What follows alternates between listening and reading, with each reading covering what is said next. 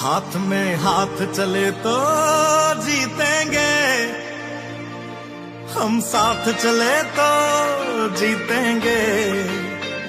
हाथ में हाथ चले तो जीतेंगे, जीतेंगे सारे दावे सारे वादे, जीतेंगे जीतेंगे दिल के ये।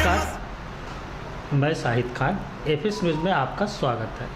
आज हमारे साथ नवी मुंबई के राजू मोहन मिश्रा जी वरिष्ठ पत्रकार हैं और साथ में ही ये पूरी राजनीति पे ध्यान रखते हैं।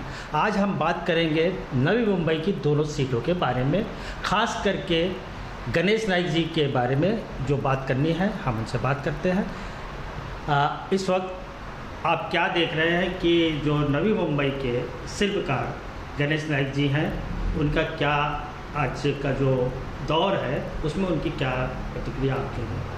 नहीं, देखिए, वैसे तो नवी मुंबई का शिल्पकार कह करके लोग गणेश नाइक जी को संबोधित करते हैं, लेकिन मेरी नज़र में ऐसा है कि गणेश नाइक को मैं नवी मुंबई का शिल्पकार से ज़्यादा नवी मुंबई का बंटाधार करने वालों में गिनता हूँ। क्योंकि क्या है, जितने सालों तक महानगर पालिका में उनकी सत्ता रही है, उसके बावजूद जिस तरीके से नवी मुंबई के नियोजन को पूरी तरीके से बिगाड़ करके रख दिया गया है, चाहे आप फुटपाथ की हालत देख लें, चाहे आप गटरों की हालत देख लें, बढ़ती झोपड़पट्टी देख लें, बढ़ते अवैध निर्माण कार्य देख लें, इन सारे मामलों में जिस तरीके से पार्किंग की समस्या देख लें, हर बार सड़क का निर्माण होता है तुरंत सड़कों में गड्ढे पड़ते हैं, इस तरह की अनेकों बातें हैं जो इस बात को साबित करती हैं कि गणेश नाइक को जिस तरीके से इस आधुनिक नवी मुंबई का संचालन करना चाहिए था उसमें उन्होंने कमी बरती। इसलिए मैं उनको सबसे पहले तो मैं उनको नवी मुंबई का शिल्पकार स्वीकार नहीं करता। नवी मुंबई का शिल्पकार कर अगर मैं किसी को स्वीकार करता हूं तो वो सिडको को स्वीकार करता हूं, गणेश नाइक को नहीं। और सिडको के पूरे नियोजन को, इतने सुंदर नियोजन को अगर किसी ने रियल माने में बिगाड़ने का काम किया है तो उसमें मैं गणेश नाइक को सबसे ज़्यादा दोष देना चाहूँगा, क्योंकि उनके चलते और उनकी सत्ता पालिका में रही है, उसके बावजूद अगर इस तरह की हालत है तो ये दुर्भाग्यपूर्ण है। और बाकी रही चुनाव लड़ने की बात, तो आप समझ लीजिए, एक सीट से पिताजी बीजेपी पे के टिकट पर चुनाव लड़ रहे हैं, दूसरी सीट से बेटा उनका राष्ट्रवादी कांग्रेस पार्टी के टिकट पर शरद पवार गुट से चुनाव लड़ रहा है, जबकि दोनों पार्टियां एक दूसरे के खिलाफ पूरे महाराष्ट्र में संघर्ष कर रही हैं। तो क्या बाप बेटा यहाँ संघर्ष कर रहे हैं आपस में? ये एक गलत मैसेज नाइक परिवार के बारे में पूरे नवी मुंबई में घूम रहा है। अगर आप याद करें संदीप नाइक की पुरानी बातों को, तो संदीप नाइक ही वो व्यक्ति थे जिन्होंने राष्ट्रवादी छोड़ करके पहले बीजेपी ज्वाइन किया था, बाद में अपने पिताजी को लेकर करके बीजेपी चले आए। तो ये सब चीज़ें जो हैं, इससे गणेश नाइक के बारे में एक बात कही जाती थी कि गणेश नाइक को जीत या हार का असर नहीं होता, वो स्वाभिमानी आदमी है, वो अपने स्वाभिमान के साथ कभी समझौता नहीं करेंगे। लेकिन पिछले 2 बार जो चीज़ें दिखी, जिस तरीके से दोनों बाप बेटा बीजेपी में गए और आज दोनों बाप बेटा 2 अलग अलग पार्टियों से चुनाव लड़ रहे हैं, इससे उनके जो स्वाभिमानी व्यक्तित्व था उसमें बेहद कमी आई है। मिश्रा जी, कहीं ना कहीं देखा जाए तो जो गणेश नाइक जी हैं उनकी लोकप्रियता के बारे में अगर आप कुछ बोलना चाहें, कुछ कमी आई है या कुछ स्टेबल है, किस तरीके से आप बताइए? नहीं, देखिए, इसमें कोई दो राय नहीं कि गणेश नाइक की लोकप्रियता एक समय में बेहद ज़्यादा थी और लोगों का भरोसा भी उनके ऊपर बहुत ज़्यादा था। लेकिन गणेश नाइक की लोकप्रियता पिछले कुछ सालों में जब आप देखेंगे तो बहुत तेज़ी से कमी हुई है, बहुत तेज़ी से उसमें गिरावट आई है।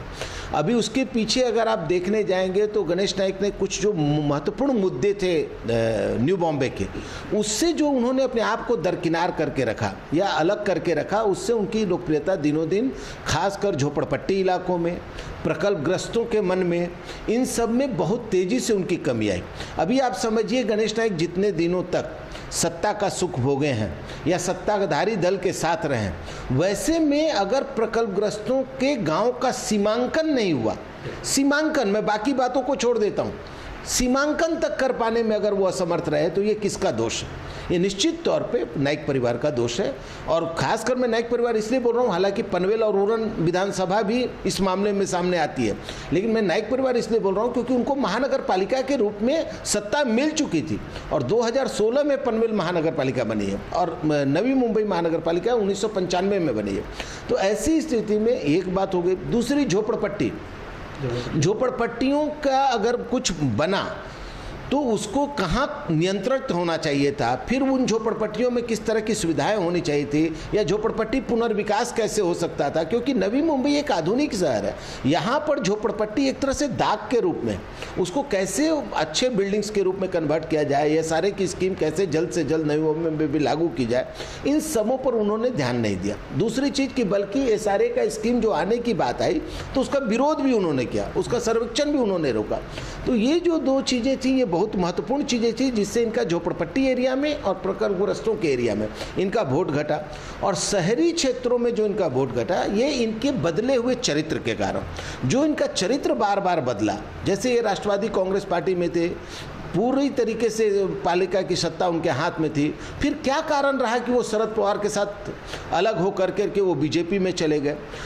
अगर आप देखने जाएंगे न्यू बॉम्बे में तो जो मुस्लिम मतदाता थे वो वन साइडेड गणेश नाइक को वोटिंग करते थे, वन साइडेड। लेकिन आप बीजेपी में जा करके उन मुस्लिम मतदाताओं के साथ भी आपने धोखा किया, क्योंकि मुस्लिम मतदाता यह मान करके चलते हैं कि भाई जो बीजेपी में है वो उनका एक तरह से विरोधी है। तो ये एक बहुत बड़ा कारण रहा। मुस्लिम मतदाता, हमको नहीं लगता कि मुस्लिम मतदाता इस बार भी उनका कोई साथ देंगे, तो वो एक लोकप्रियता में जो कमी है। फिर अगर आप देखने चाहिए तो शहरी क्षेत्र के जो लोग हैं वो अवैध फुटपाथ पर जो हॉकर्स हैं उनसे परेशान हैं, पार्किंग की समस्या से परेशान हैं। हर दिन एक ही सड़क का बनना, फिर उसका टूटना, फिर एक गटर का बनना, फिर उसका टूटना, उससे लोग परेशान हैं। उसके बाद अगर देखने जाइए तो शहरी क्षेत्र और ग्रामीण क्षेत्र के बीच में जो एक समन्वय बनाना चाहिए था, जो एक एकीकरण लाना चाहिए था, उस एकीकरण में गणेश नाइक पूरी तरह फेल रहे हैं। आज ऐसा स्थिति है कि आज भी गांव वाले और शहर वालों के बीच में ऐसा लगता है जैसे एक दूसरे के दुश्मन हो। कुछ भी छोटी सी बात हो जाती है तो गांव वाले एकजुट होकर करके कहीं ना कहीं शहर वालों पर, भले अन्याय गांव वालों की तरफ से किया जा रहा हो, लेकिन शहर वालों को आकर के मारना पीटना, इस तरह की बातों से बचना चाहिए था।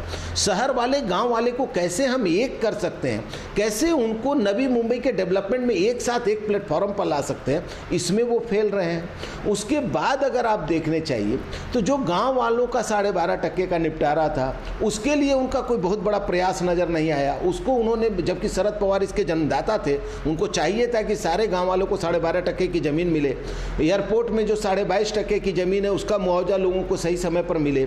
इन सब चीज़ों में वो थोड़ा फेल रहे हैं, तो इन सब चीज़ों का असर है। और शहरी क्षेत्र के लोग तो बस एक चीज़ जानते हैं। अभी देखिए संदीप नाइक ने वादा किया था कि हम पालिका में विजिलेंस लाएंगे, विजिलेंस डिपार्टमेंट होगा, पालिका का अपना एक स्वतंत्र क्वालिटी कंट्रोल डिपार्टमेंट होगा। इसको उन्होंने स्टैंडिंग कमेटी चेयरमैन रहते बोला था। आज तक न तो विजिलेंस आया पालिका में, न तो क्वालिटी कंट्रोल आया, जिसका पूरा खामियाजा शहर के लोगों को भुगतना पड़ रहा है। आप कहीं भी जाइए, एक सड़क का निर्माण होता है और 3 महीने बाद फिर उसी सड़क पे काम, फिर उसी गटर पे काम, फिर उसी तरह के बाकी के चीज़ें जो हैं उस पर आप देखने जाएंगे तो शहर में एक भी, अभी जैसे मेंटल हॉस्पिटल वगैरह या जो चाइल्ड बेगर होते हैं उनको लेकर के कोई स्कीम नहीं है। इस तरह की बहुत सारी चीज़ें हैं जिसको गणेश नाइक जी ने दरकिनार किया। सिर्फ शहर में सुंदर सुंदर लाइटें लगा देने से, खूब सुंदर पालिका का भवन बना देने से, STP प्लांट के रूप में आप सैकड़ों करोड़ रुपया लुटा देने से शहर सुंदर नहीं बनता। शहर सुंदर बनने के लिए आपको ज़रूरी होता है कि शहर के जो सबसे ज़रूरतमंद लोग हैं उनकी भी आप दिखाई दीजिए। आपको देखिए इतना बड़ा हॉस्पिटल उन्होंने बेच दिया, फोर्टिस को दे दिया। अरे आपके पास पहले से ही हॉस्पिटल की कमी थी, आपने उसको भी बेच दिया। दूसरा कि अभी जितने भी हॉस्पिटल हुए हैं उसमें कैसे डॉक्टरों, अच्छे डॉक्टरों की नियुक्ति हो, कैसे अच्छे स्टाफ्स की नियुक्ति हो, कैसे तकनीकी विशेषज्ञों की नियुक्ति हो, इस पर कोई विचार नहीं। पालिका के स्कूल में मेरिटोरियस टीचर कैसे बहाल किए जाएं, इस पर कोई ध्यान नहीं। तो ये सारी जो कमियां थी गणेश नाइक की, वो अब धीमे धीमे लोगों को समझ में आने लगी हैं और लोगों का विश्वास जो है वो गणेश नाइक परिवार से डगमगाने लगा है। और मुझे ऐसा लगता है कि इस बार का इलेक्शन न तो गणेश नाइक के लिए और न तो संदीप नाइक के लिए आसान इलेक्शन नहीं है। हमको लगता है कि एक पॉसिबिलिटी मुझे दिखती है कि अगर यह हार भी जाएं तो लोगों को आश्चर्य नहीं होना चाहिए। आपका कहने का मतलब ये है कि लोकप्रियता कम होने के बाद ये हार के कगार पे दोनों सीटें हैं, बेलापुर और ऐरोली की। आप नहीं, मैं कगार पे नहीं बोलूँगा कि हार ही रहे हैं, ऐसा मैं नहीं बोलूँगा, मगर उनका जो विजय का जो एक पताका फहरता था या एक नाम आ जाने के बाद लोग समझ जाते थे कि यही जीतेंगे। देखिए, आपको पता है बेलापुर विधानसभा इलेक्शन में मंदाताई के हाथों वो हार गए थे। मंदाताई और उनके लोकप्रियता के मुकाबले में बहुत अंतर था, लेकिन उस वक्त मोदी लहर था, लोगों ने सोचा मोदी लहर है। लेकिन उसके बाद भी गणेश नाइक और विजय चौगले का इलेक्शन हुआ तो विजय चौगले मात्र मतलब संदीप नाइक और विजय चौगले के बीच इलेक्शन हुआ, उसमें मात्र विजय चौगले 7,500 मतों से हारे थे। इसका मतलब विजय चौगले ने भी अपनी लोकप्रियता को उनके लेवल पर लाके खड़ा कर दिया। तो ये इसीलिए संभव हुआ क्योंकि गणेश नाइक को जिन चीज़ों पर मूलभूत रूप से ध्यान देना चाहिए था वो उन्होंने देने में कमी की। बेलापुर की सीट जो है उस पर संदीप नाइक का चुनाव लड़ना क्या लगता है आपको कि मजबूरी थी उनकी चुनाव लड़ना, राजनीतिक करियर उनका खत्म हो जाता अगर इस बार चुनाव नहीं लड़ते? नहीं, देखिए, ये राजनीतिक स्वार्थ इसको बोलते हैं, ये कोई मजबूरी नहीं होती है। एथिक्स के आगे कोई मजबूरी नहीं हो सकती है। अगर मेरा एथिक्स एक स्ट्रांग है, अगर मेरी नीति जो है वो स्ट्रांग है, तो फिर हमारे लिए कोई कंपल्सन नहीं होता है। राजनीति में हार और जीत का कोई मायना नहीं है। मैं किस पद हूँ, किस पद पे नहीं हूँ, इसका कोई मायना नहीं। आप अपने एथिक्स को मजबूत कीजिए, आप अपने एथिक्स के साथ खड़े रहिए, तो आप आज न कल उभर करके आएंगे। अभी देखिए, अभी जिस तरीके से संदीप नाइक ने राष्ट्रवादी कांग्रेस पार्टी में प्रवेश किया और चुनाव लड़ रहे हैं, इससे गणेश नाइक की छवि भी बेहद आहत हुई है। दोनों पिता पुत्र की छवि बेहद आहत हुई है क्योंकि दो विपरीत विचारधारे वाली पार्टी से पिता पुत्र लड़ रहे हैं। तो ये जो है ये दुर्भाग्यपूर्ण है। मुझे लगता है इस तरह का डिसीजन संदीप नाइक को नहीं लेना चाहिए था और संदीप नाइक को गणेश नाइक के साथ पूरे तरीके से खड़ा होना चाहिए था। अरे आज नहीं तो कल बीजेपी उनका सम्मान करती। इसका मतलब आप अपने स्वार्थ के आगे अपने सारे एथिक्स को त्याग देंगे, इवन अपने पापा की छवि को त्याग देंगे, ये अच्छा नहीं। अहिरोली के जो विधानसभा सीट पे विजय चौगले साहब हैं, अपक्ष से चुनाव लड़ना है, तो आप क्या ये देख रहे हैं कि गणेश नाइक और में टक्कर होगी? नहीं, देखिए, ये तो बहुत क्लियर है कि अहिरोली का जो विधानसभा क्षेत्र है उसमें दो ही लोगों के बीच में मुकाबला है। अगर विजय चौगले मेंटेन करते हैं, वो रहते हैं, अगर एकनाथ शिंदे के कहने पर टिकट वापस नहीं लेते हैं या अपना नामांकन वापस नहीं लेते हैं, तो आप समझिए विजय चौगले और इनके बीच मुकाबला है। और अगर विजय चौगले विड्रॉ कर लेते हैं तो फिर एक तरफा मुकाबला गणेश नाइक के फेवर में है, मैं यह मानता हूँ। बेलापुर की विधानसभा सीट जो है उस पर 3 है, बीजेपी है, साथ में संदीप नाइक है और अपक्ष से हमारे विजय नाहटा जी है। तो विजय नाहटा का आज अगर देखा जाए तो काफ़ी लोगों में चर्चा बहुत अच्छी चल रही है, हो सकता है कि वो लीड भी कर सकते हैं। नहीं, देखिए, वहाँ पर बेलापुर में आप 3 मत मान के चलिए, आज 5 हैं। 5 में इसलिए कह रहा हूँ कि संदीप नाइक है, मंदा मात्रे है, विजय नाहटा है, गजानन काले हैं मनसे से और अशोक गावड़े हैं इंडिपेंडेंट। मुझे ऐसा लगता है कि अशोक गावड़े ने भी कुछ सोच कर करके ये नामांकन किया है। हो सकता है उनके पक्ष में जारंगे पाटिल साहब का कोई मत आए और उनके पक्ष में जारंगे पाटिल साहब कुछ निवेदन कर सकते हैं।